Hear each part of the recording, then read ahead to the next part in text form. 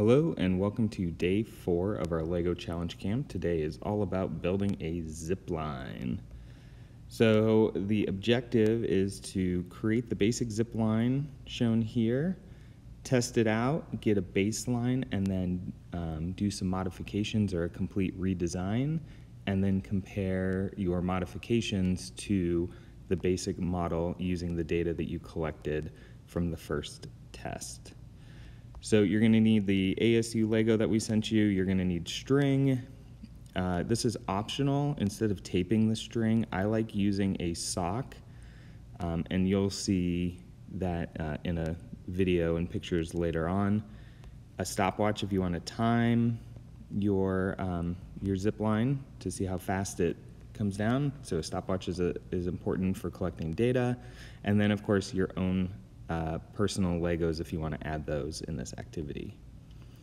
All right, so zip lines have been used for a while. This is a Chinese village, and they use this kind of zip line to get across a river. And so they're using this all the time. I think they've kind of modernized a little bit rather than kind of the old ropes that they might have used. Now they're using the steel cable and pulleys to get them across. But zip lines have been used to transport cargo across steep ravines and canyons. They've been used in mining to take carts and ore and minerals and transport those across distances. And zip lines are just a great way to send things obviously downhill. If you're going uphill, it's more like a chair lift or like a cable lift, which is a little bit different than a zip line. So a zip line is using gravity to move. And you know, in the last about 20 years, since about the year 2000, maybe just a little bit before then, zip lines started becoming popular, and then the first zip line company in the United States opened in 2002. So the ever popular Zipline adventures are kind of a more recent adventure that's been invented and popularized. If you haven't done it, they're pretty fun, whether you're doing a ropes course and then you zip line from one tree to the next, or you do one of these where you kind of climb up to the top and then you just zip line down. But they're fun because you get going pretty fast and you're suspended from a cable, so it's pretty exciting. There's a fun zipline test from LEGO. This is Rubriculous, and they do a fun one to see if they can land objects without crashing. So they kind of have a different take on the zipline than this activity, which is basically going for speed. How fast can you make something, or how fast can you modify? But you could do something similar to this too, where you are trying to design something that can survive at the end of the zipline too. Okay, just like the other activities, there is a digital notebook that you can use to help record your notes, and there is a science extension for this one. This is optional again, and you don't have to do it, but it's there if you would like.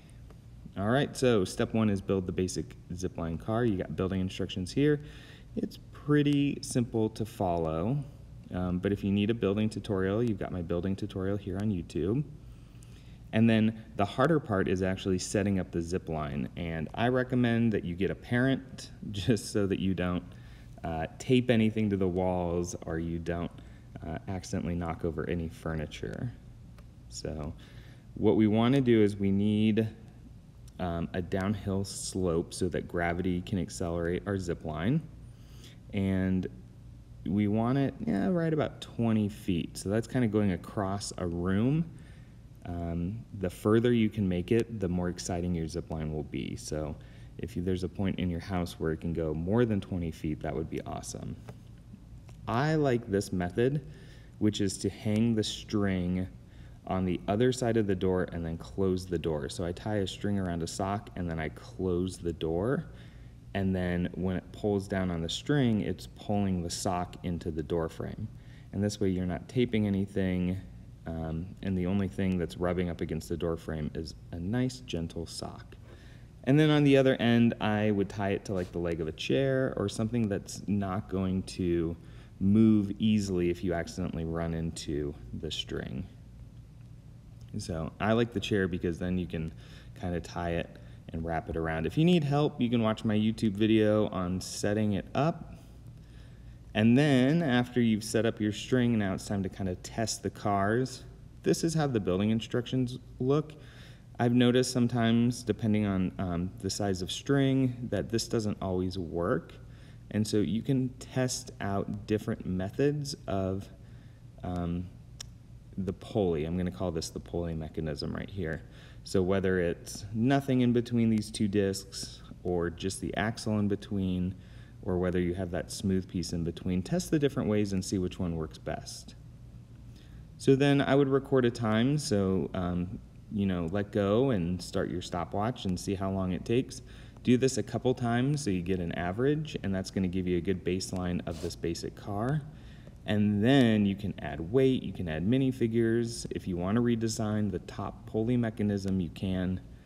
And it's just time to have fun. So there's lots of modifications that you can do. And if you want to try using your balloon attachment from the other day to accelerate the zipline, you can try maybe even adding a propulsion system like a deflating balloon. All right. As always, make sure that you share your discoveries with us, take pictures, take video, and then upload them here on Canvas or email them to myself or Miss Laura so that we can see them. All right, I hope you have a wonderful day today and have fun.